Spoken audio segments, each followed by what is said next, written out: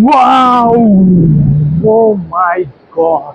এটাই হচ্ছে আমাদের মহানায়ক উত্তম কুমারের তৈরি করা স্বপ্নের সেই ফিল্ম স্টুডিও। কুশ্রী ঝর্ণা দেখতে এসে অবস্থা একেবারে খারাপ, প্রচুর জোরে বৃষ্টি শুরু হয়ে গিয়েছে, আমি প্রায় ভিজে গিয়েছি। দেখুন, আপনারা একবার নিজের চোখেই দেখুন চারিদিকের পরিবেশটা। বলুন তো, কলকাতা শহরে বসে এরকম পরিবেশ উপভোগ করা সম্ভব? সত্যি মানে সম্ভব আদৌ পৃথিবীর বুকে এত সুন্দর একটা জায়গা? ধানবাদ যাবি? ঘুরতে যাবি? চ, একসাথেই ঘুরি। Good morning from Howrah railway station. এই কিছুক্ষণ আগেই আসলাম এখানে। আজকে হাওড়া থেকে যাব হচ্ছে ধানবাদ, আর যে ট্রেনটা করে যাব সেটা হচ্ছে হাওড়া থেকে গয়াগামী বন্দে ভারত এক্সপ্রেস। এখন সময় হচ্ছে 6:15। আমার ট্রেন ছাড়বে স্টেশন থেকে 6:45-এ। খানিকটা সময় এখনো হাতে আছে, তবুও লেট করব না, কারণ প্ল্যাটফর্ম পর্যন্ত যেতে কিন্তু এখনো সময় লাগবে বেশ।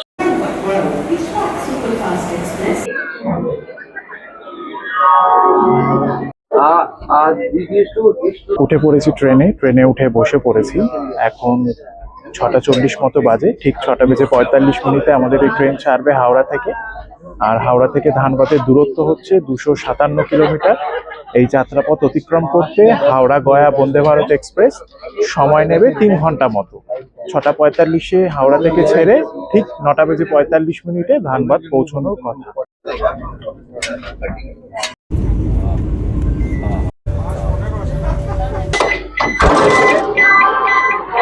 নেমে গেলাম ট্রেন থেকে। এখন ঘড়িতে সময় হচ্ছে 9:30। ট্রেন তার নির্ধারিত সময় থেকে প্রায় 15-16 মিনিট আগে স্টেশনে এসে পৌঁছে গিয়েছে। এখন আমি আজকে হচ্ছে ধানবাদে থাকবো আজকের রাতটা, তাই এখানে রিটায়ারিং রুম বুক করেছি। এখন সেদিকেই যাচ্ছি। ধানবাদে থাকার জন্য আমি একটা নন এসি রুম বুক করেছি। এই রুমটায় মোটামুটি 2-3 জন থাকতে পারবে। আমার ভাড়া পড়েছে হচ্ছে 300 টাকা। এবার রুমটা আপনাদের একটু দেখাই চলুন। এই হচ্ছে আমার রুম। এখানে ঢুকেই সবার প্রথমে দুটো চেয়ার রয়েছে, একটা বিশাল বড় টেবিল, আর বিশাল বড় একটা খাট রয়েছে, এই যে এইরকম। আর এইদিকে এই হচ্ছে ওয়াশরুম মোটামুটি পরিষ্কারই আছে। আর রুমটা কিন্তু অনেকটাই বড়, এখানে দুটো ফ্যান দিয়েছে। আবার ওখানে একটা ছোট্ট আলমারিও রাখা রয়েছে জিনিসপত্র রাখার জন্য। মোটামুটি ঠিকই আছে একজনের থাকার পক্ষে। এখন চলে এসেছি ধানবাদ রেলওয়ে স্টেশনের বাইরের দিকে। এখন এখান থেকে একটা গাড়ি ভাড়া করব। গাড়ি ভাড়া করে যেসব ঘোরার জায়গা আছে সেগুলো এক এক করে ঘুরে দেখব। এই দেখুন, এটা হচ্ছে ধানবাদ রেলওয়ে স্টেশন। একদম স্টেশনের সামনেই এদিকে রয়েছে 4 হুইলার গাড়ির স্ট্যান্ড, আর ঠিক ওই পাশে রয়েছে অটোর স্ট্যান্ড। স্টেশনের সামনে থেকেই একটা গাড়ি ভাড়া করে নিলাম সাইট সিন করার জন্য। ভাড়া পড়বে 2000 টাকা। এখন যাচ্ছি, এক একটা করে সব স্পটই দেখবো। স্টেশনের বাইরে এসে আপনারা কিন্তু অবশ্যই ভালো করে দরদাম করবেন। ড্রাইভাররা নানান রকম দাম বলবে। 2000 থেকে 2500 টাকা মোটামুটি ঠিক আছে এই রেঞ্জে। গাড়ি নিয়ে কিছুটা দূর এগিয়ে যেতেই চারিদিকের প্রকৃতি যেন একেবারে সবুজে ঢেকে গেল। সবুজ বনজঙ্গলের মাঝে এঁকে বেঁকে চলেছে সরু ফিতের মতো রাস্তা। সেই পথ ধরেই আমরা এগিয়ে গেলাম আজকে আমাদের প্রথম গন্তব্য ভাতিন্ডা জলপ্রপাতের দিকে। এইমাত্র গাড়ি থেকে নামলাম। গাড়ি থেকে নেমে চলে এসেছি আজকে আমরা আমাদের প্রথম স্পট ভাতিন্ডা ওয়াটারফলস ঘুরে দেখতে। এখন যাচ্ছি ওয়াটারফলসের দিকে। ওই গাড়ি থেকে 1-2 মিনিট হাঁটতে হবে। ঘুরে এখন দেখি জায়গাটা কেমন। ওয়াও, এই হচ্ছে সেই ভাতিন্ডা ওয়াটারফলস। অসম্ভব সুন্দর, মানে এ তো ঝর্ণা, মানে এ তো স্বর্গের ঝর্ণা মনে হচ্ছে। মনে হচ্ছে স্বর্গের কোনো একটা পার্কে চলে এসেছি বন্ধুরা। দেখুন আপনারা খালি, প্রবল প্রবল গতিবেগে এই ঝর্ণার জল পড়ছে একেবারে ওপর থেকে, আর একদম সামনে চলে এসেছি। অসামান্য অভিজ্ঞতা। এখন রয়েছি ভাতিন্ডা ওয়াটারফলসের একদম সামনে। আমার পিছনেই আপনারা দেখতে পাচ্ছেন এই জলধারা প্রবল বেগে একেবারে নিচে পড়ছে, নিচে পড়ে একেবারে ছড়িয়ে যাচ্ছে চারিদিকে। এটাই হচ্ছে ধানবাদের বিখ্যাত ভাতিন্ডা ওয়াটারফলস।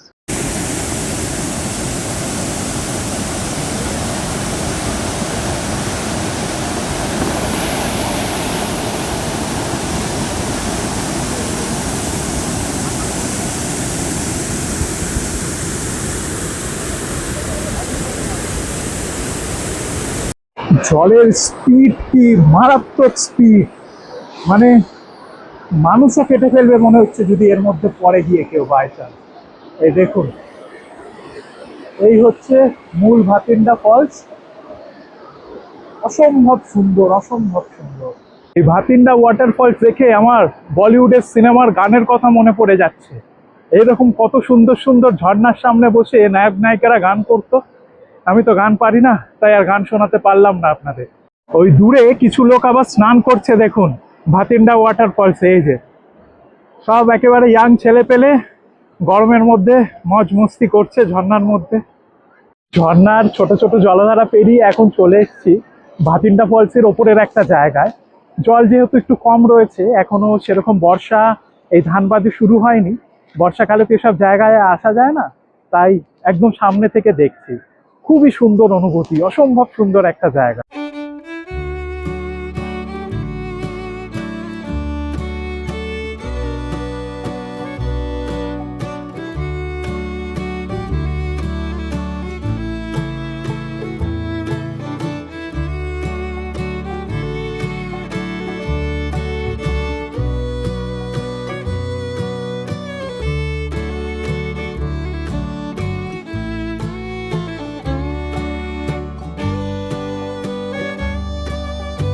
ভাতিন্ডা ওয়াটারফলস মোটামুটি ঘুরে দেখলাম, আমার খুবই ভালো লাগলো। এখনো যেহেতু বর্ষা এখানে পুরোপুরি আসেনি, তাই এখানের ঝর্ণা সেই রকম ভাবে এখনো ফুলে ফেঁপে ওঠেনি। বর্ষাকালে হয়তো এই জল আরো বাড়বে। এখন বর্ষা নেই, তবুও খারাপ লাগছে না, বেশ ভালো লাগছে। আর ফাঁকা ফাঁকা রয়েছে, খুব ভালোভাবে দেখতে পেরেছি। ভাতিন্ডা ফলস দেখা হয়ে গেল, এখন যাচ্ছি আমাদের পরবর্তী গন্তব্যে। ভাতিন্ডা জলপ্রপাত দেখে ফিরে যাওয়ার রাস্তাতেই চোখে পড়ল মাটির তৈরি বাড়ি। গ্রাম ছাড়া এইসব বাড়িঘর এখন আর দেখা যায় না।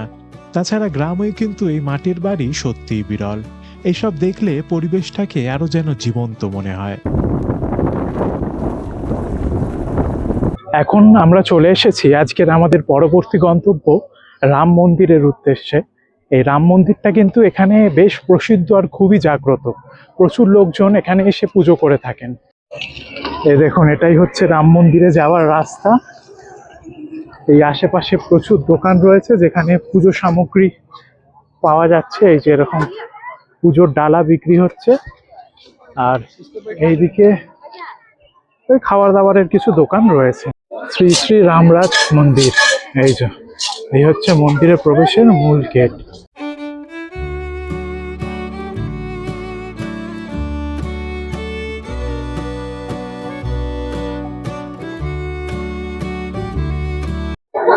রাম মন্দিরে কিন্তু আজকে ভালোই ভক্ত হয়েছে, মানে মোটামুটি লোক রয়েছে। এটাই হচ্ছে মূল মন্দির। মন্দিরে ভগবান শ্রী রামচন্দ্র রয়েছেন, মা সীতা রয়েছেন, ওইদিকে দেখুন বজরংবলীও আছে। এই হচ্ছে ভগবান রামচন্দ্রের মূল মূর্তি, খুবই সুন্দর।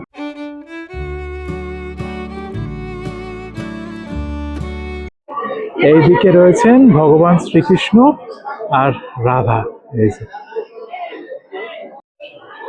এইদিকেও মন্দির রয়েছে, এদিকে নন্দী মহারাজ রয়েছে, আর ওইদিকে বিরাজ করছেন মহাদেব। এই যে এইদিকে বজরংবলীর মূর্তি রয়েছে, আর এই মূর্তির সামনে এখানে একটা অনেক বড় জায়গা রয়েছে। এখানে দেখুন সব মহিলারা ধূপকাঠি দিচ্ছেন আর মানসিক করে এই ধাগা বাঁধছেন সব। এখন এই রাম মন্দির সংলগ্ন যে ছোট্ট জলাশয় রয়েছে সেটা দেখতে যাচ্ছি। ওখানে প্রচুর লোক যাচ্ছেন, স্নান করছেন। এই দেখুন একদম ঘাট করে বাঁধানো রয়েছে, ছোট্ট পুকুর মতো আর কি, বেশি বড় না। আবার ওইদিকে দেখুন লোকজন স্নানও করছে। এই যে ধানবাদের এই রামরাজ মন্দির ভালো করে ঘুরে দেখলাম, খুবই ভালো লেগেছে। এই মানে প্রবল গরমে শরীরে যা ক্লান্তি ছিল, এই মন্দিরে ভগবানের দর্শন করে সব ক্লান্তি দূর হয়ে গিয়েছে। মন যেন একেবারে তৃপ্তিতে ভরে উঠেছে। খুবই সুন্দর জায়গা, খুবই ভালো লেগেছে আমার। এই দেখুন মন্দিরের আশেপাশে প্রচুর খাওয়া দাওয়ার দোকান রয়েছে, আপনারা চাইলে এখানে খাবার দাবার খেতে পারেন। এই দেখুন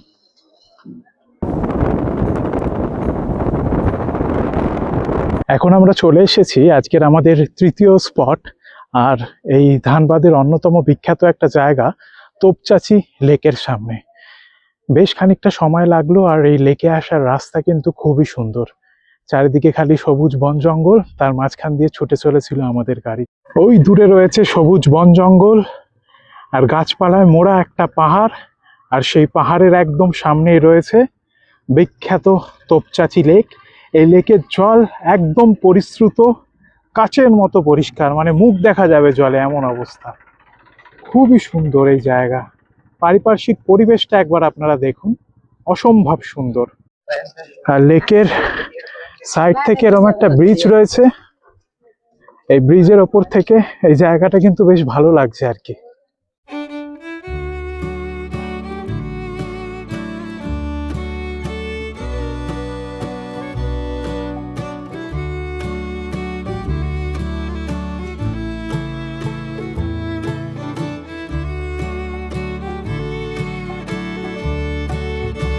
1915 সালে তৎকালীন ব্রিটিশরা ঝাড়খণ্ডের বিখ্যাত পরেশনাথ পাহাড়ের পাদদেশ খনন করে এই তোপচাঁচি লেক তৈরি করিয়েছিলেন। প্রায় 100 বছরের বেশি হয়ে গেছে। এই লেকের সৌন্দর্য কিন্তু উত্তরোত্তর বৃদ্ধি পাচ্ছে। এর চারিদিকের পারিপার্শ্বিক পরিবেশ এক কথায় অতুলনীয়। মানে এত সুন্দর একটা প্রকৃতির মাঝখানে থাকতে পেরে নিজেকে সত্যি সৌভাগ্যবান মনে হচ্ছে। এখন আমরা ঠিক এই যে তোপচাঁচি লেকের বাঁধ যেটা রয়েছে তার ওপরেই রয়েছি। এই দেখুন, এই বাঁধকে খোলার জন্য মনে হয় এগুলো সব মেশিনপত্র রয়েছে। নিচের দিকটা দেখাই কিরকম আপনাদের। এই দেখুন, নিচটা এইরকম অনেকটা। এই জলটা এখান থেকে যখন বেড়ে যায় তখন ছাড়া হয়।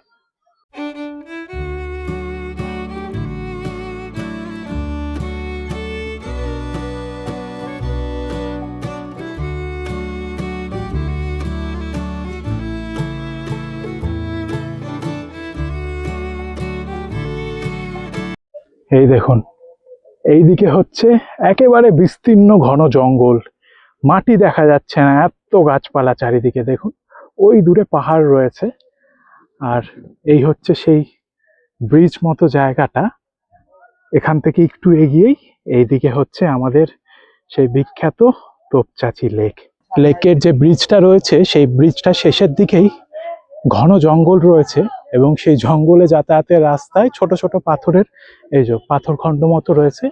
ওই রকমই একটা জায়গায় এখন বসে গরমে একটু জিরিয়ে নিচ্ছি, প্রচন্ড ক্লান্ত হয়ে পড়েছি।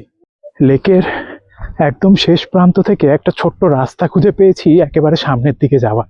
চেষ্টা করি গিয়ে আপনাদের একটু সামনের থেকে দেখানোর।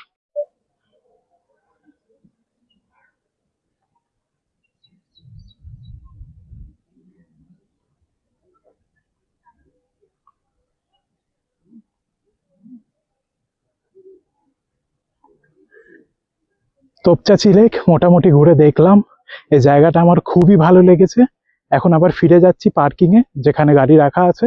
গাড়ি নিয়ে চলে যাব সোজাসুজি উছরি ফলসে। আর হ্যাঁ, এখানে গাড়ি পার্কিং করতে কিন্তু 100 টাকা নিয়েছে। খুবই বেশি লাগলো আমার, কারণ রাস্তাঘাট মোটামুটি ভালো না। তবু 100 টাকা দিতে হলো, যা নিয়ম তা তো মানতে হবে। এই তোপচাঁচি লেকের সামনেই আমাদের মহানায়ক উত্তম কুমার একটা ছোট্ট জায়গা নিয়েছিলেন, নিজের স্বপ্নের ফিল্ম স্টুডিও বানাবেন বলে। কারণ তখনকার দিনে ধানবাদ গিরিডি মানেই ছিল বাঙালিদের, বড়লোক বাঙালিদের হাওয়া বদলের একটা জায়গা। আর মহানায়কের এই জায়গাটা খুবই ভালো লেগেছিল, তাই তিনি ঠিক করেছিলেন এখানে একটা ছোট্ট ফিল্ম স্টুডিও বানাবেন। কিন্তু পরবর্তীকালে তিনি যখন আমাদের ছেড়ে চলে যান, তার এই স্বপ্নই থেকে যায়, সেটা আর বাস্তবায়িত হয়নি। এখন রয়েছি সেই মহানায়ক উত্তম কুমারের তৈরি করা ফিল্ম স্টুডিওর একদম সামনে। এই দেখুন, এটাই হচ্ছে আমাদের মহানায়ক উত্তম কুমারের তৈরি করা স্বপ্নের সেই ফিল্ম স্টুডিওর একটা স্টুডিও টাইপের বাড়ি বলতে পারেন। এর ভেতরেই শুটিং হতো, কিন্তু এর ভেতরে যাওয়া যাচ্ছে না, বর্তমানে বন্ধ রয়েছে। জিজ্ঞেস করে জানতে পারলাম কবে খুলবে কেউ জানে না, গেটে তালা। এই হচ্ছে ভিতরকার পরিবেশ। এই দেখুন, এই হচ্ছে বাড়ির দরজার কাজগুলো ভাঙা।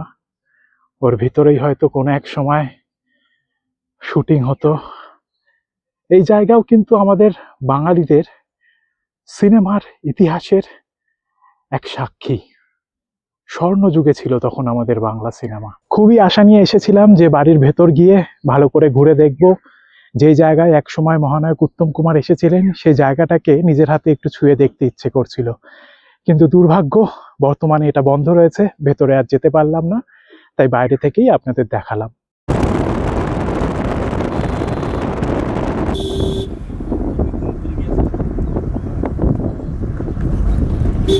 এখন আমরা চলে এসেছি আজকের আমাদের শেষ গন্তব্য এবং আমার সব থেকে স্বপ্নের একটা জায়গা, সেটা হচ্ছে উশ্রী ঝর্ণা দেখতে। এই উশ্রী ঝর্ণার কথা কিন্তু আমরা অনেক শুনেছি, এখন সামনে থেকে দেখব। এই দেখুন, এটাই হচ্ছে সেই উশ্রী ঝর্ণা যার বর্ণনা আমরা পেয়েছিলাম সেই ছোট্টবেলায় পড়া সহজ পাঠ বইতে। ওয়াও, ও মাই গড, কি অবস্থা ঝর্ণার! বন্ধুরা, ঝর্ণা দেখুন আপনারা, মনে হচ্ছে একেবারে মাটি ফুঁড়ে বেরোচ্ছে যেন। ওরে বাপ রে বাপ!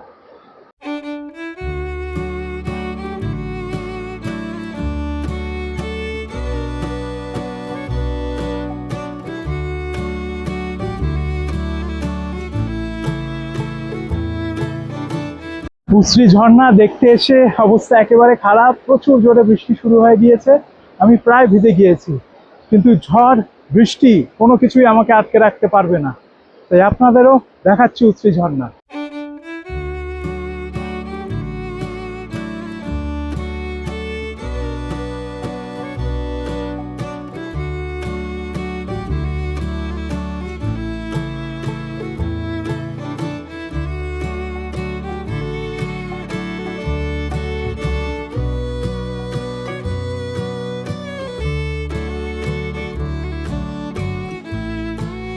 এই ওপর থেকে জলধারাটা বইছে, দেখুন জলের গতিবেগটা একবার দেখুন, মানে ফুটন্ত জল মনে হচ্ছে একেবারে। এই যে, ওরে বাপ রে বাপ! এইদিকেও তো জল নেই, এইদিকে পাথর টাথর রয়েছে, আর এই হচ্ছে চারিদিকের পরিবেশ। এই দেখুন, উশ্রী ঝর্ণা দেখে মন ভরে গিয়েছিল, ইচ্ছে করছিল আরো সামনে থেকে ছুঁয়ে দেখি সেই প্রাচীন এই ঝর্ণাকে। নাম জানা থাকলেও ঝর্ণা ছিল অচেনা, ছোটবেলার আবেগ বলে কথা। কিন্তু বর্তমানে এখানে রেনোভেশনের কিছু কাজকর্ম চলায় নিচের দিকে যাওয়ার অনুমতি মেলেনি, তাই দূর থেকেই দেখতে হলো স্বপ্নের সেই উশ্রী ঝর্ণাকে। উশ্রী ঝর্ণা মোটামুটি ঘুরলাম, এখন এত জোরে বৃষ্টি পড়ছে খুব বেশি এখানে দাঁড়াতে পারলাম না, কারণ অলমোস্ট আমি ভিজে গিয়েছি। এখন আমাকে অনেকটা ট্রাভেল করে আবার ধানবাদ ফিরতে হবে। আমার জায়গাটা কিন্তু বেশ ভালোই লাগলো। এই হচ্ছে উশ্রী ঝর্ণায় আসার রাস্তা, এখান থেকে আবার ফিরে যাচ্ছি। বৃষ্টিতে দেখুন সব লোকজন পালাচ্ছে আর কি, আমিও পালাই ভাই।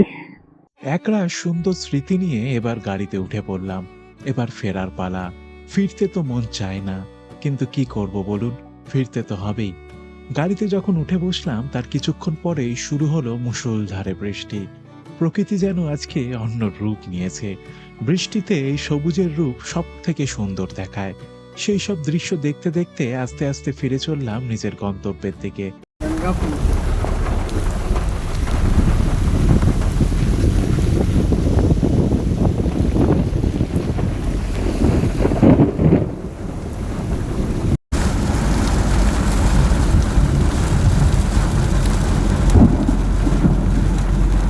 আজকে এই কাকার সাথে সব জায়গা ঘুরে দেখলাম। নাম্বার बताइए चाचा अपना। नंबर का बता 84 कीजिए। हाँ हाँ, बोलिए, बोलते रहिए। 344 हाँ। 344 हाँ 57 हाँ 323। अगर आपको कोई कांटेक्ट करे तो पूरा घुमा दीजिएगा, ठीक है। এই কাকার সাথে আজকে ধানবাদ ঘুরলাম, খুবই ভালো অভিজ্ঞতা, সবকটা জায়গায় খুব ভালো করে ঘুরেছি। আপনারা যদি ধানবাদে আসেন তাহলে এই নাম্বারে ফোন করে আসুন, পুরো স্টেশন থেকে পিক আপ করে সব জায়গা ঘুরিয়ে আবার স্টেশনে ড্রপ করে দেবে। এক্ষুনি কাকা আমাকে নামিয়ে দিল একেবারে স্টেশনের সামনে। এখন ঘড়িতে সময় হচ্ছে কটা জানেন? বিকেল 5:30। আমি স্টেশন থেকে বেরিয়েছিলাম 10:15-তে। মানে এই কটা জায়গা দেখতে কতটা সময় লেগে গেল আপনারা ভাবুন। তো এই ট্যুরটা আপনারা চাইলে একদিনেও করতে পারেন, অথবা ধানবাদের সামনে হোটেল নিয়ে থেকে দুদিনেও করতে পারেন। স্টেশনের আশেপাশে প্রচুর হোটেল রয়েছে, অথবা রিটায়ারিং রুমেও থাকতে পারেন আমার মতো। তো অভিজ্ঞতা এক কথায় ভালো, ধানবাদ ঘুরে আমার খুবই ভালো লেগেছে। আপনারা চাইলে এই বর্ষাকালে 1-2 দিন এসে কাটিয়ে যেতে পারেন এই ধানবাদে। আমি এখন তাহলে ফিরে যাচ্ছি আমার রিটায়ারিং রুমে। গিয়ে একটু রেস্ট নেব, তারপর রাতের খাওয়া দাওয়া করব, বিকেলবেলার দিকে বেরিয়ে আবার রিটার্ন রুমে ফিরে যাব। আজকের মতো ভিডিওটা এখানেই শেষ করছি, আবার আপনাদের সঙ্গে দেখা হবে আমাদের পরবর্তী পর্বে।